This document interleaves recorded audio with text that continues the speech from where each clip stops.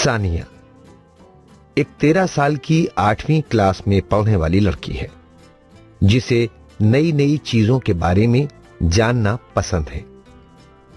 कबीर सानिया का बड़ा भाई है जिसकी उम्र 14 वर्ष है।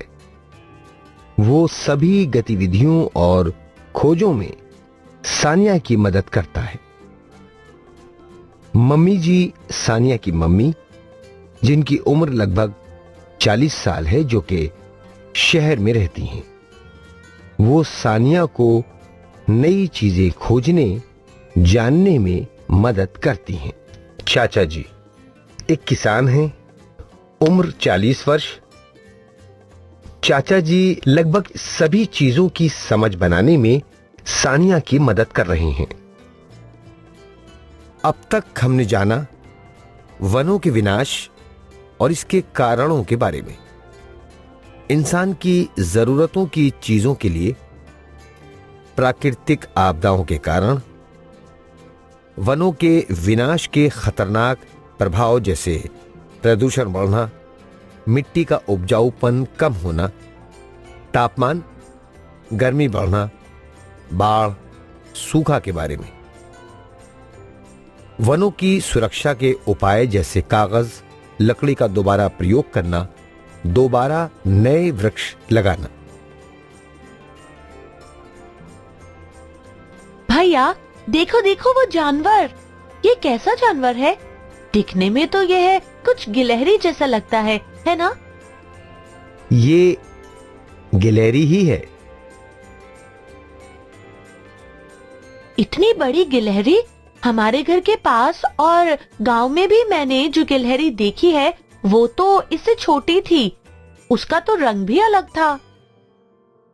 इस तरह की गिलहरी इस क्षेत्र में ही पाई जाती होंगी, है ना चाचा जी? बिल्कुल सही कहा।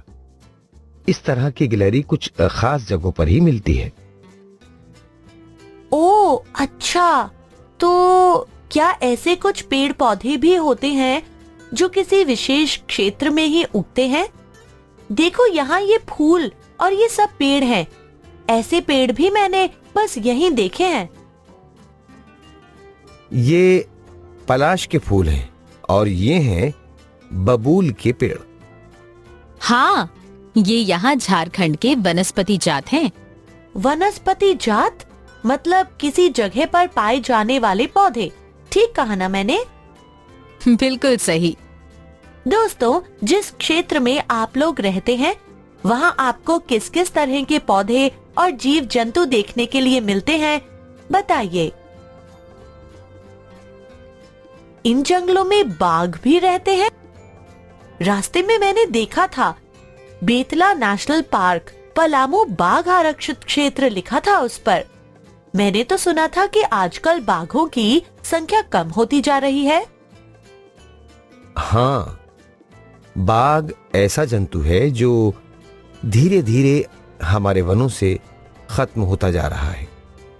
इन्हीं बाघों की सुरक्षा के लिए सरकार ने कुछ जगहों को बाघ आरक्षित क्षेत्र घोषित किया है। ओ हाँ, जैसे गैंडा। सरकार ने कुछ जगहों को गैंडों की सुरक्षा के लिए आरक्षित क्षेत्र घोषित किया है। दोस्तों, क्या केवल बड़े जंतुओं का ही विलुप्त होने का खतरा है? क्या कुछ और भी जंतु हैं जो संकट में हैं? क्या लगता है आपको? कुछ लुप्त प्राय प्रजातियां जैसे पश्चिमी ट्रैगोपैन, हाथी, बाघ, कई सींगों वाले हिरण आदि हैं।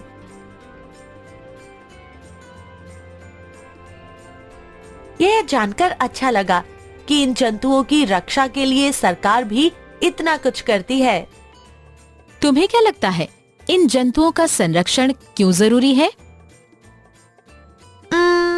मुझे लगता है पर्यावरण के लिए पेड़ पौधे, जंतु जीव सभी का होना जरूरी है, क्योंकि हम सब ही किसी न किसी तरह से एक दूसरे पर निर्भर हैं।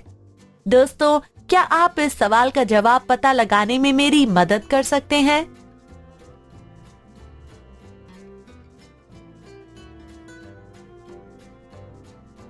सानिया, क्या तुम कुछ और भी जीवों के नाम जानती हो जो संकट में हैं? मैंने जंगली भैंसा, बारहसिंघा और गिद्ध के बारे में सुना था कि ये कम हो रहे हैं।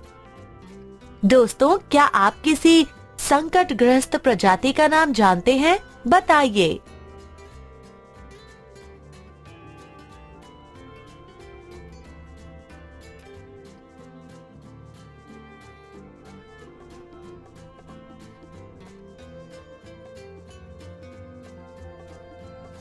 क्या इन नेशनल पार्क में इन सभी जंतुओं के लिए आरक्षित क्षेत्र होते हैं? असल में वह जैव मंडल आरक्षित क्षेत्र होते हैं।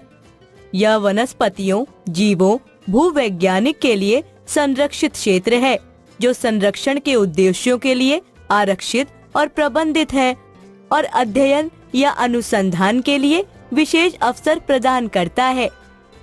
किसी जैव मंडल आरक्षित क्षेत्र में कई अन्य संरक्षित क्षेत्र भी हो सकते हैं। देखो ये तस्वीरें मध्य प्रदेश के पंचमढ़ी जैव मंडल आरक्षित क्षेत्र की है। हाँ, लेकिन क्या उन जानवरों को वैसा वातावरण मिल पाता होगा जैसा उन्हें जंगल में मिल सकता है? सोचो। वहाँ उन्हें जंगलों जैसा वातावरण नहीं मिल पाता होगा, न ही वे अपने पिंजरों से बाहर स्वतंत्र घूम सकते हैं। तभी तो वनों में वन्य जीव अभयारण्य बनाए हैं, जिससे सभी जीव जंतुओं को अपना स्वतंत्र घर मिल सके और वे अपने प्राकृतिक परिवेश में सुरक्षित रह सके। आखिर पृथ्वी पर अपने तरीके से रहने का सभी जीव जंतुओं को भी उतना ही अधिकार है जितना हम इंसानों को है ना?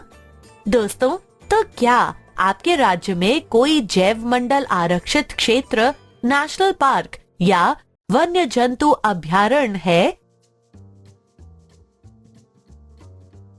भैया, वो देखो, इस नदी में ये कितने सारे पक्षी हैं।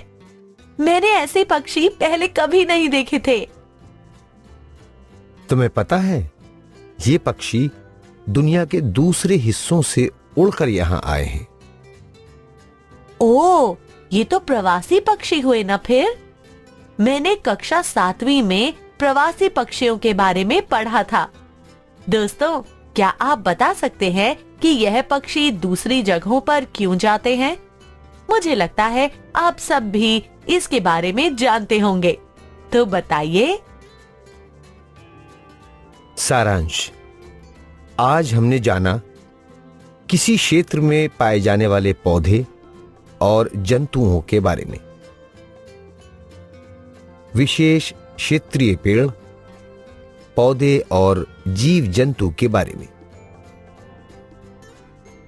संकटग्रस्त जंतुओं के बारे में,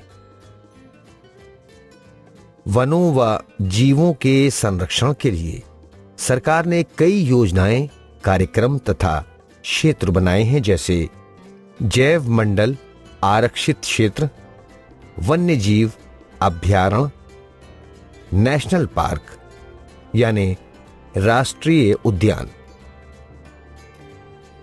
एक क्षेत्र से दूसरे क्षेत्र में जाने वाले प्रवासी पक्षी के बारे में। तो दोस्तों, आपको हमारा वीडियो कैसा लगा? अगर आपको हमारा वीडियो पसंद आए तो लाइक, शेयर और सब्सक्राइब करना ना भूलें।